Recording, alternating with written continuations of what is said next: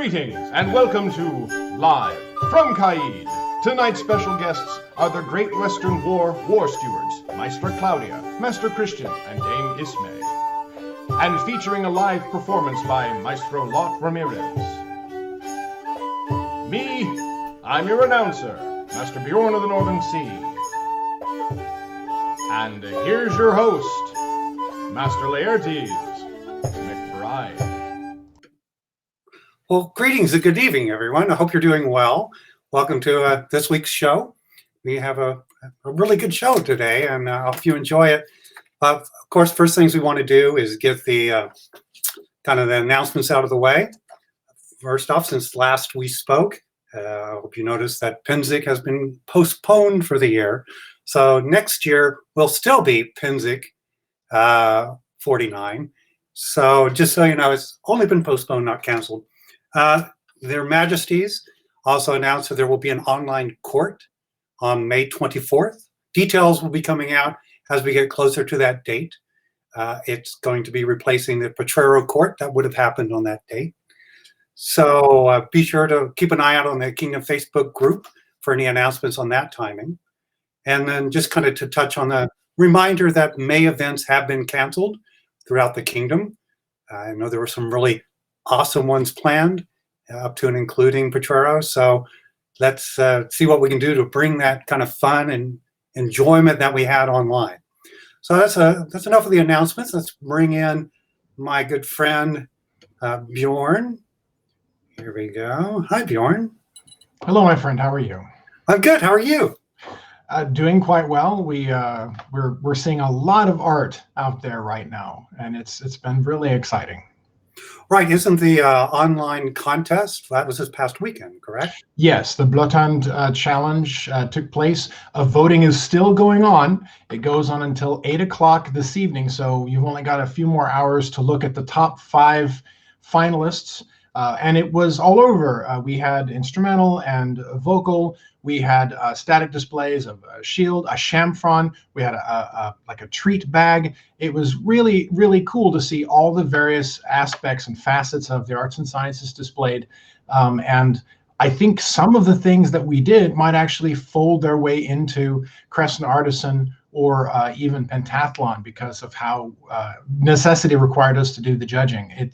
It might make things a little simpler when we are able to meet each other in person.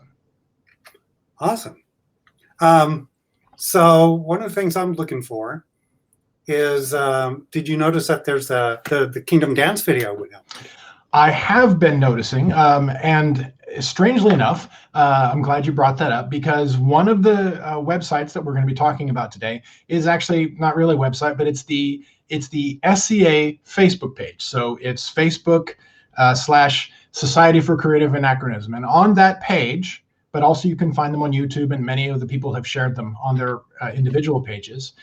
You can see in order from newest or most released to the oldest, all of the dance ones. So today we had Artemisia, which was just released not too long ago, and Caid, our own Kingdom of Caid released their dance challenge, and they were all really very funny. And I think it's been great to see just how much each kingdom has looked and gone, okay, I'll see you and I'll raise you this. So that's been a lot of fun. Right. And for those that are watching this later after it's live on the YouTube channel, the kingdom has reinvigorated its YouTube channel, the Kingdom of Caid. So the video has been posted there if you want to go over there and check it out if you're not on Facebook. And in addition, of course, this show is on the Live from Caid YouTube channel too. Well, that's what I have. What do you have recommendations for ANS online? Well, because we had so many things to cover last week, we didn't get to the website, so we actually have 3 to do today. And the first one is actually, since we've been talking about YouTube, it is a YouTube video, and it is the walking tour of Pompeii. So when you go there, it is now. They have smaller ones that are broken down into small snippets of the full walk, but there is actually one walk that is just over 5 hours long and is over 8 miles. They just have the camera go through the entire ruins. They turn off the sound, and then they have closed captioning come up, and it gives you specific points of interest as you go through the tour. So it's really fascinating. Turn up your graphics because it's in 4K. So if you have a really good graphics card, maximize your screen, turn it up as high as it'll go, and just enjoy what you can. It's a really, really nice experience. Okay. And the second thing we have is we have two coming up from Laurel's here in our very own Kingdom of Caid. The first is Feast of the Centuries, and this is done by our friend in Laurel, Sensei Mashime. Some of you know her as Mercy, and this is a fantastic website devoted to all things cooking. And if you want to find out things about what did they do with sugar in the 15th century, or tell me about cheese from that you can either make now, or types of cheese that you make now that we think existed in certain parts of period, that's all available. And So, then sorry, I was going to say, are there Instant Pot recipes? Because I love the Instant Pot. Gosh, I'm not entirely certain. I think technically an Instant Pot in period is just like a post hole. I'm not sure. I could be wrong. Anyway, certainly, though, there will definitely be a lot more roughage in that one, I'm thinking. But and third and finally would be something called Caitlin's Crossroads, and this is the website for Mistress Caitlin. And one of our performing arts, especially spoken word laurels. And this is essentially, what would you like to know about being a 13th century gentle lady, particularly of Northumbria? So personas, stories, how to, garb, ways you might go about doing various things for that particular time period, that particular section of the British Isles. And it's definitely more specific than some of the other websites that we've viewed, but I think it's a really nice snapshot into one person's their research, and then they want to share for their own persona what they have done for other people who also have like minds. Awesome. That's great, because with some of us having some extra time, the ability to expand upon our exposure to all this research that people have done over the years, I think it's a great thing. I really do. So Bjorn, we're getting ready to bring our guests in. So who do we have up first for our guests? Well, we have the three Great Western War stewards, and they are Maestra Claudia, Master Christian, and Dame Ismay. And so they are the three people that were tasked with getting all of from the smallest details to the grand gestures required for this upcoming Great Western War. Well, great, Bjorn. I'm going to have to send you away for a little bit as we bring our guests in. So let's welcome the stewards of Great Western War. Hey, everyone. How are you? Well, let's take that off. We don't need that on Ismay's face. There we go. Hi, everyone. So I saw that there was an announcement about Great Western War that came out yesterday. Do you want to speak to that right quick? Oh, you're muted, hold on. Claudia. I have you muted, which is awesome at the moment. So let's try that again. I'm sorry. Hi, everybody. You may have seen our announcement yesterday on the Great Western War page and also on the Caid page. And we also have it posted on the Great Western War website.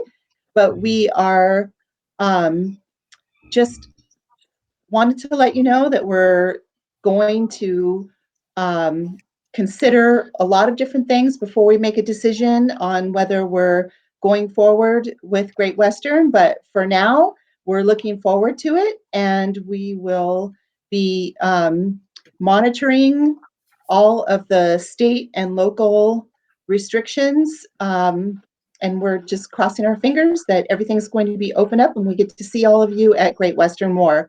So by May 15th, we will definitely have an answer for you. And that's also the day that pre-registration will be opening for Great Western War if we are going forward.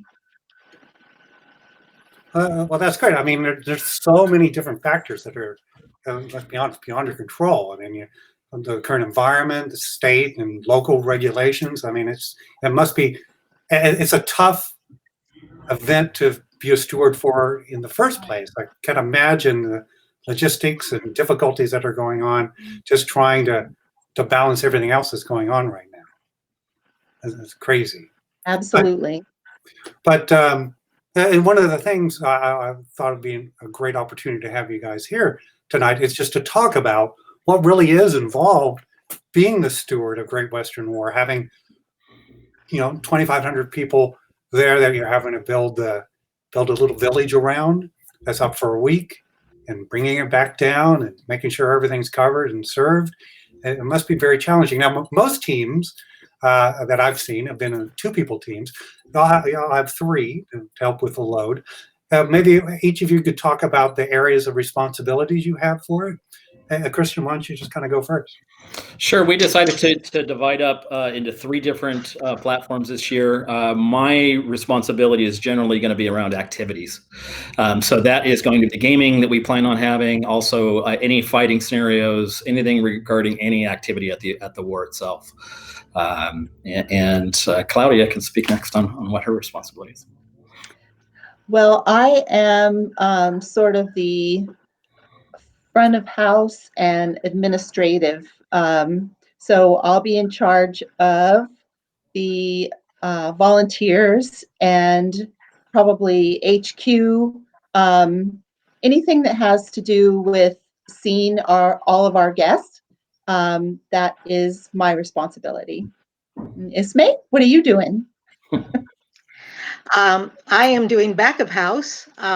It's something I'm pretty familiar with. I did facilities for 2 years for the war. So I'm dealing with helping get the infrastructure there, the tents, supervising the people that are doing the production and the facilities and all the grunt work, actually. There's a lot that goes into making the circus go. And I don't think people realize just how much time and effort it takes to round up and look at different contracts and different vendors and find the best deal for Caid that people can enjoy their event and make sure they have a shower and those kinds of things. So, as I said, I am back of house. So when did y'all come on board? Oh, that was a weird echo. When did y'all come on board to do this? I didn't hear what you just said. Can you hear me now? Yes. Yes. So when did y'all come on board to start assuming the mantle of stewardship for this? Been doing it for a year, or? Before last We've actually- question. Go ahead, Ismay. I'm sorry. At last Great Western, we started following the stewards, helping the stewards out when they needed us. You really should start the year before, at least familiarizing yourself with the things that are going on, looking at the problems that maybe somebody's running into so that you can divert those the next year. And so it's been a learning thing for every steward. Rolling over every year, you learn a little bit more. So yeah, generally also when we steward an event this size, you're really committing to 3 years. To a deputy steward the year before, steward of the event, and emergency deputy the next year as well. So and most of us have been on staff for a significant amount of time, so it takes a while to learn all of those, the intricacies of running this event. It's definitely a challenge to make it look like it's running smooth. Right. I mean, no one notices when things go great, and everyone notices when there's issues, right? That's correct. That's pretty correct. much true. Absolutely. Christian and Ismay have a lot more experience running the event than I do. I was publicity for a few years, but they are breaking me in really well. But I don't want to forget to mention all of our co-stewards, our sub-stewards that we have. We have so many people that are on staff for Great Western, and we would be remiss if we didn't mention the help that we're getting from all of our sub-stewards, and everybody's on the ball and informed. We try to keep them informed, and they are in constant contact with us. And so far, everything is running so smoothly. It seems easy, but Maybe it's just a fluke this year. You just cursed yourself. You know you shouldn't have Yeah. said I know. Thank Probably you. did. Thank you. Thank you very much. Just me. that. So Christian, And what's Grace- the theme for this year? There's an overarching theme, right? Sure. Yeah. So we decided to do something that really focused around historical gaming and expand upon a little bit of that as well, where it can be period gaming, somewhat period gaming, something themed periodly. And if somebody wants to play D&D or something like that, we're okay with it. But really what we wanted to do was give some camps the opportunity to host different gaming events, and as well as kind of open it up. You know, game has been around for a long time. You know, the Romans, ancient Romans have done it. The D20 can go all the way back to that time period, and we wanted to see what groups, what camps would come up with regarding that theme. A lot of us got involved in this hobby in our lifestyle mostly because of some sort of game, whether it's an online game or whether it was D&D. For me personally, it was D&D back in the day, and that kind of got you interested in something similar to this, and it. You know, most people still play as well. So we wanted that to celebrate that. We are doing something a little different this year. If we're able to move forward, we will kind of con up the experience. So if you go to a game convention, there's the opportunity sometimes to get a swag bag, so that when we do pre-reg, you'll have the opportunity to pre-reg a swag bag. That'll include a Great Western War carry bag, a t-shirt, a custom cup that we're having made, as well as some dice, set of games to play, probably collectible pins. We're looking at kind of like some Disney collectible pins. And some of those also may be play pieces to be used in some games as well. And you may register actually as a specific type of class if you'd like specific pins for that as well. So we're encouraging a lot of the camps to host events based off of that theme, as well as based off of the classes. So for instance, if you were a registered as a warrior or like a red, then you may have something different when you would into one of the camps regarding that. Or if you're a healer or a mage of some sort, you know, we're kind of opening up to some historical stuff as well. So a lot of fun stuff. Hopefully we can move forward. You know, and you know, we really wanted to take advantage of the D2020 this year. The double critical, we may have gotten double failures, unfortunately. But if we can move forward, we'd love to host it for everybody. That's awesome. I was wondering if there's any of the people that are watching right now have any questions for the Great Western War. Oh, I have a question. Oh, you know what? If you have a question, put it in the comments. Please sign your name. But I heard that Bjorn had a question. Bjorn, they can hear you now. Yes, one of the questions that I had been posted to me was, since dignitaries and visitors from out of kingdom, sometimes they would require two or all of you to help them. How do you divvy up, for example, a visiting crown who might need some special facilities that Ismay would have, but their household would talk to perhaps Claudia, but they really want to get involved and they want to be a warrior, so they would talk to Christian. How do you divvy up when you have visiting royals or visiting kingdoms talk with you for Great Western War? Well, that Ismay, would be.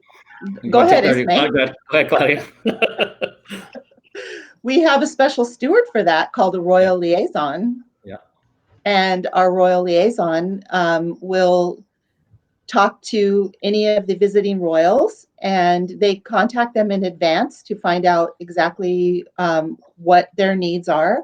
And then they would be able to delegate anything to us that needed to be done special, or to any of our other sub-stewards.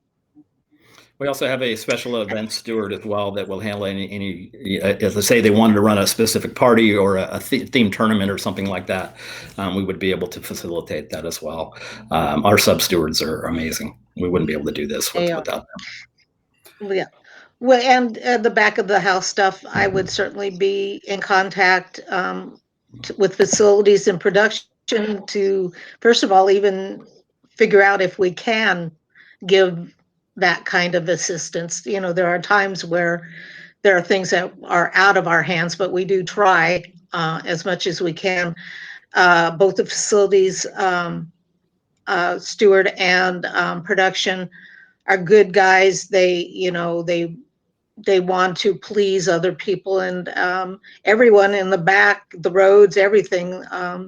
Those people work really hard to make every attempt to make everyone comfortable. I know land itself, the land steward, that's sometimes thankless because they're running sometimes on Friday all night long, making sure that camps are set up in the right spots and royals and visitors are allocated what they should have.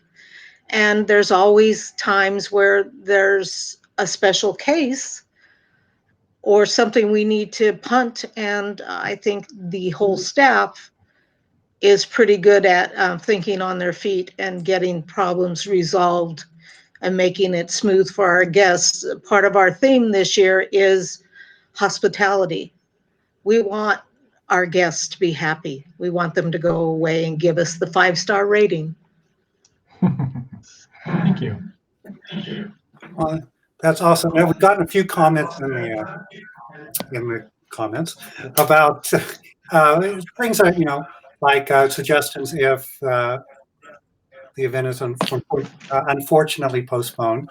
Maybe the swag bags and such would be an item people would still be interested in purchasing if that's not carried over into the next year. And I know y'all probably don't have answers about that, but there's some really good suggestions that if after the show, if y'all want to go in there and just kind of see them, there's some good stuff that's coming up in the comments. I know there's one question. Of course, we're going to be out at the Buena Vista Aquatic Park. Is that what it's called? That's correct. Yes, it's still going to be the same location we've had it at for the last, I guess, 10 years.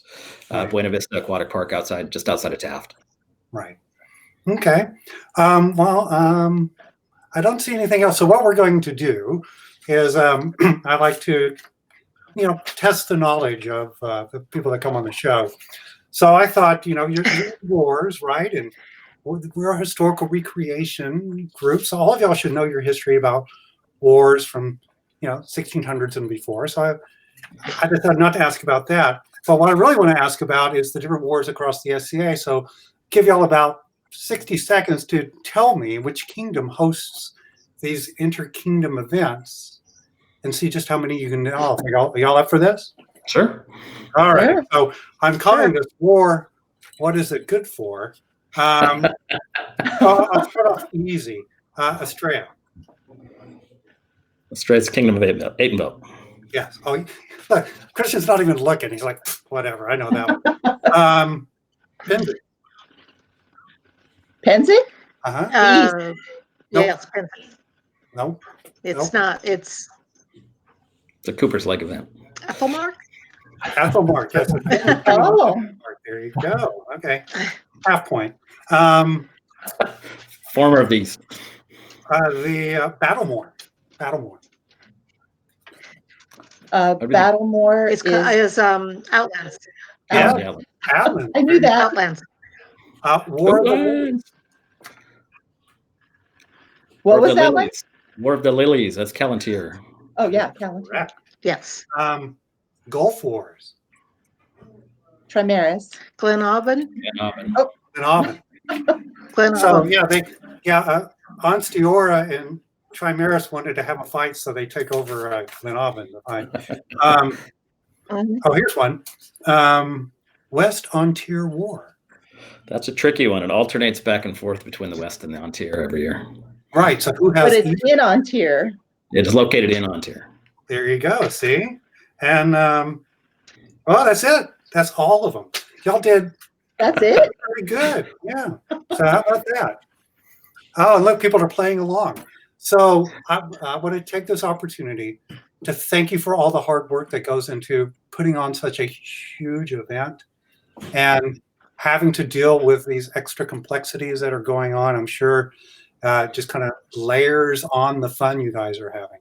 So by putting out the announcements that you have, keeping the website updated, and letting us know what's going on, I think really helps people realize that it's still up in the air right now.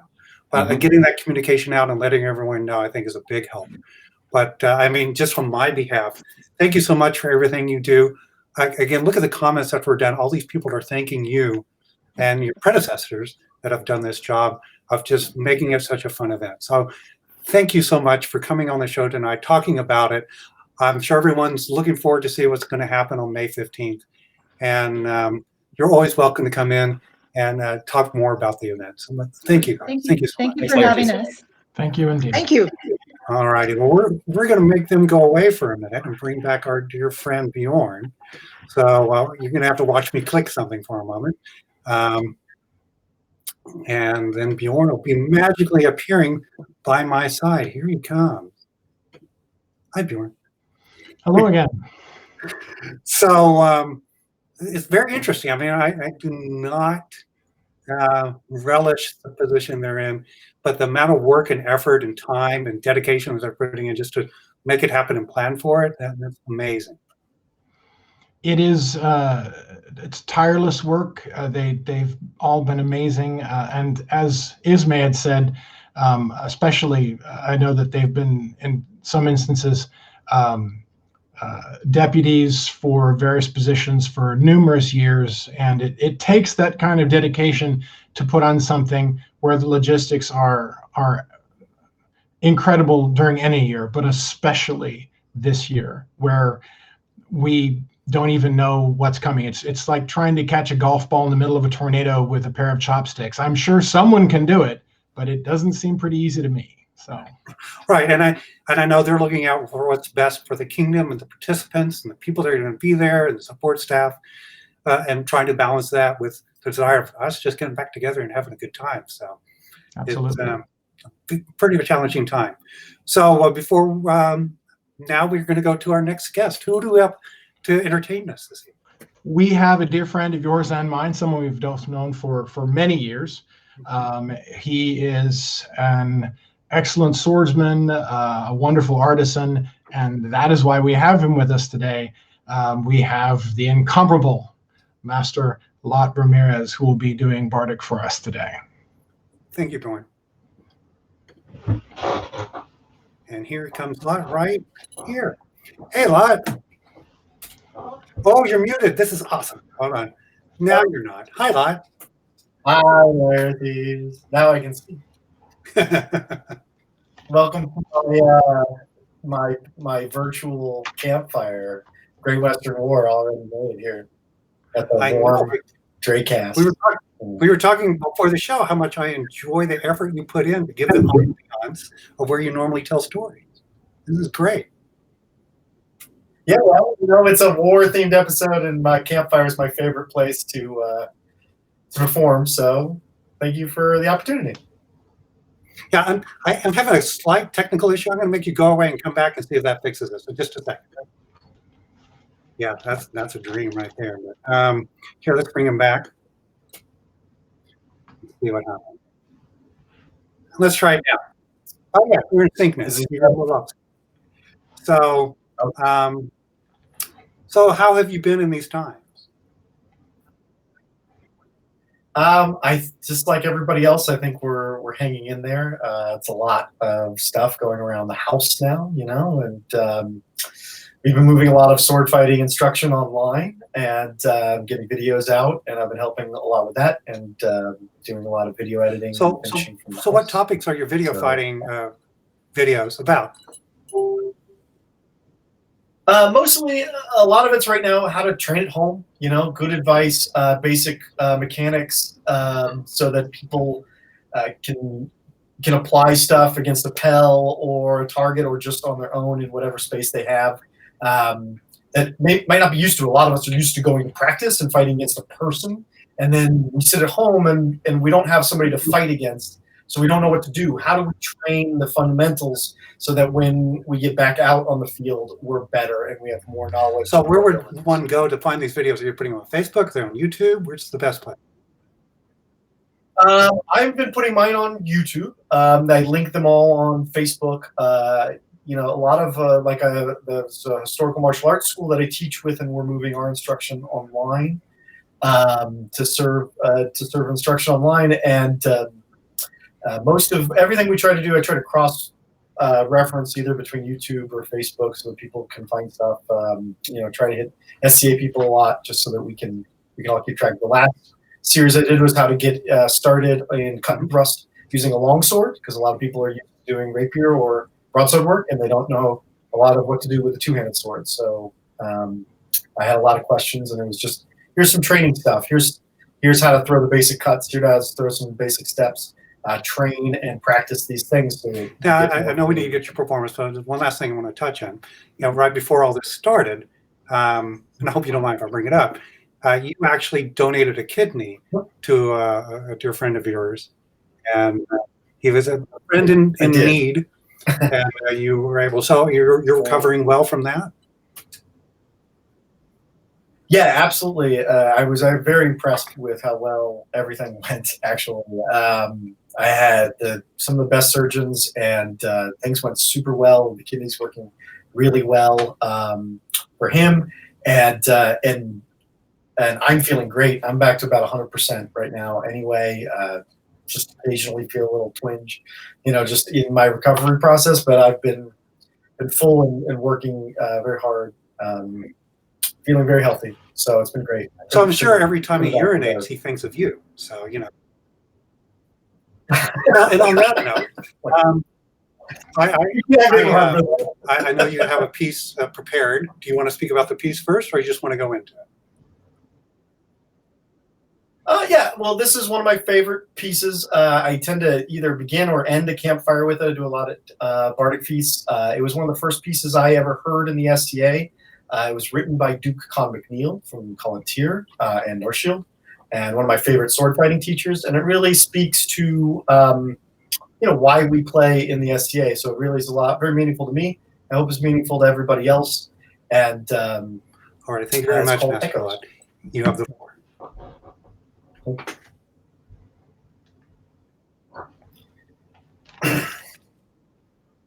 When I was a young lad, a shining dream I had of sword and lance, of banner and destrier, mail-clad armed with a blade bright and keen, for honor's sake went we.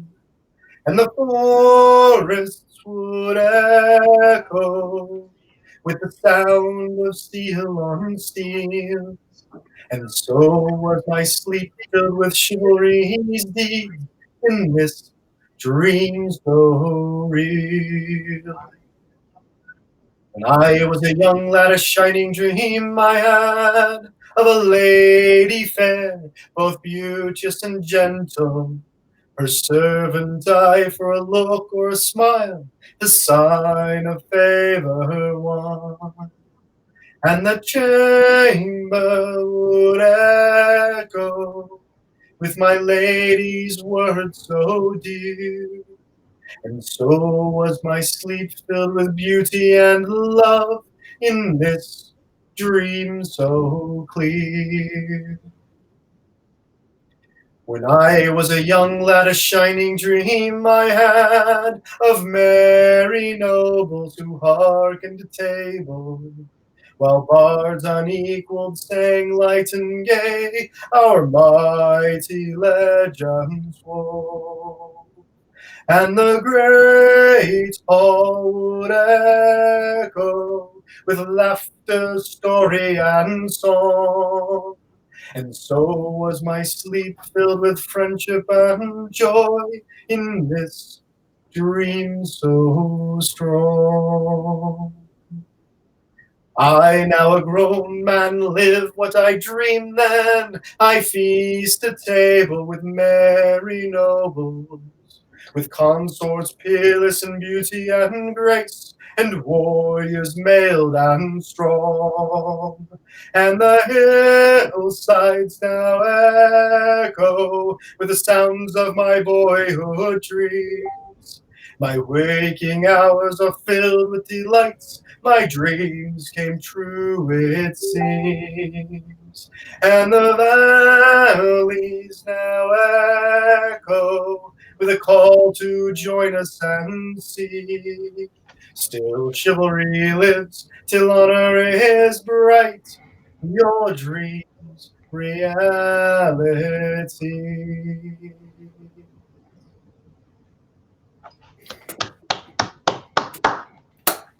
Amazing, my friend. That was excellent, brother.